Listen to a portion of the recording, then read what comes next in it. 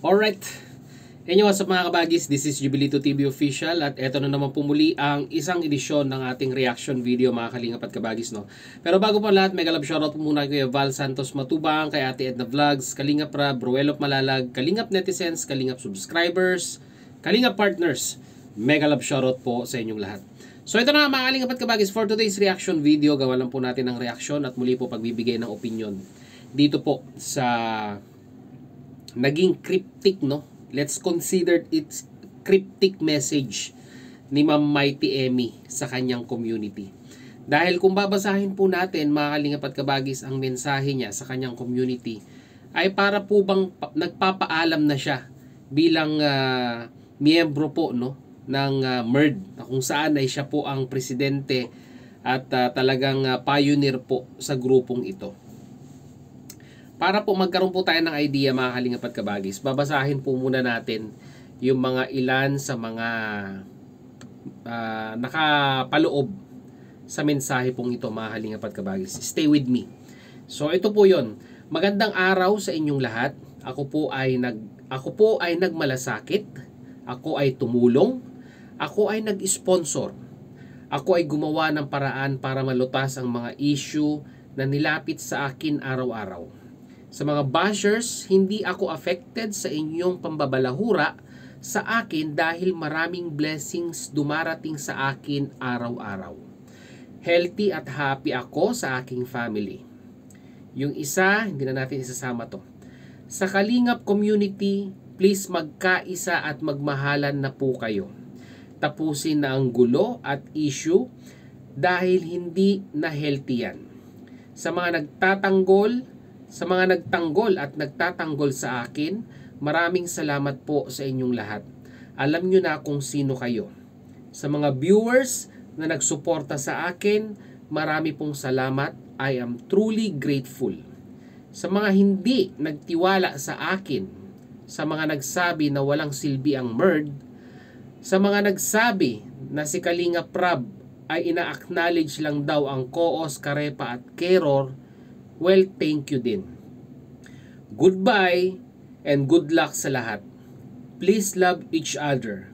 I am enjoying my holiday. I am enjoying my life without Kalingap. Take care and God bless, Ma'am Mighty Emmy. So dito mga kalingap at kabagis ay parang nagpapaalam na siya na bilang isang leader ng tagasita, mata, tenga ng kalingap, na kung saan ay mula po nung ito po ay nabuo ay masasabi po nating naging epektibo ang mga rules na inimplement, na kung saan ay naaprubahan din naman po ng mag-amang Matubang.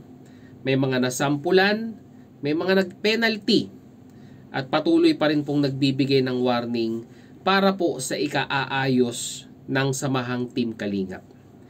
Pero unfortunately mga kalingap at kabagis, totoo po na sa isang grupo, sa isang institusyon, sa isang samahan, ay meron po talagang masasabi po nating black goat or black sheep.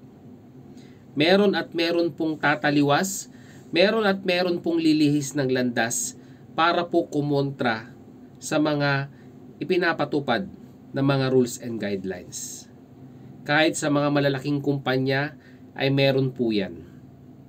Kaya nga po merong mga rules na ini-implement para sa kahit papaano po mga kalingap at kabagis ay hindi maging totally disaster ang isang samahan. Ang rules po ang masasabi po nating nagdidisiplina sa atin upang sumunod sa tamang daan.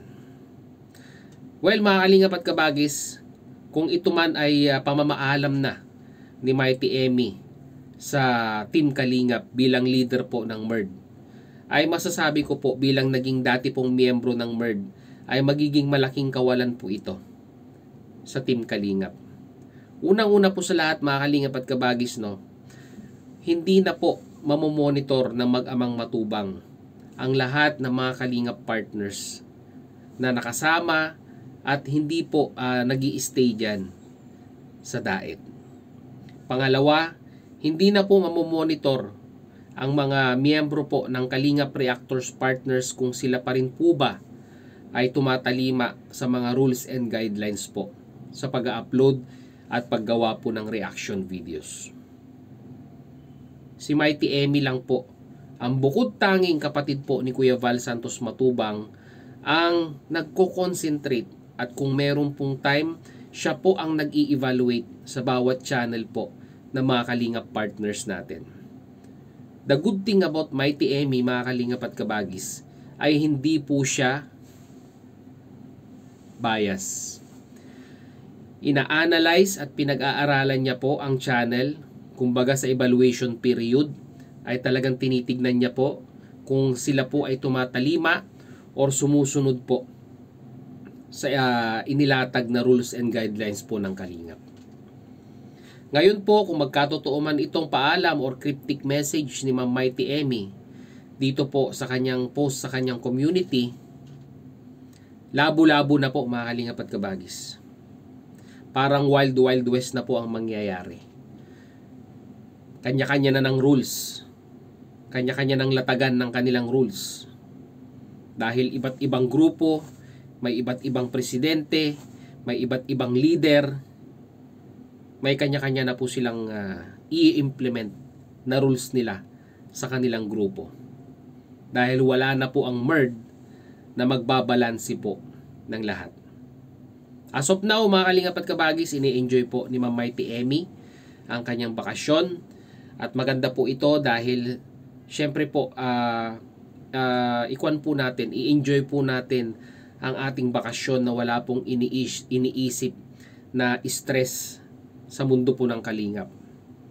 Kumbaga para siguro po, para sa akin po, mga Kalingap at Kabagis, ay para pong na-realize ni Ma'am Mighty Emmy kung ano po yung mga bagay-bagay na nawawala sa kanya habang siya po ay nagko-concentrate para disiplinahin at matyagan ang Kalingap community. May edad na po si Ma'am Mighty Emmy. At sa mga ganitong edad po ay dapat ini-enjoy na lamang po ang buhay.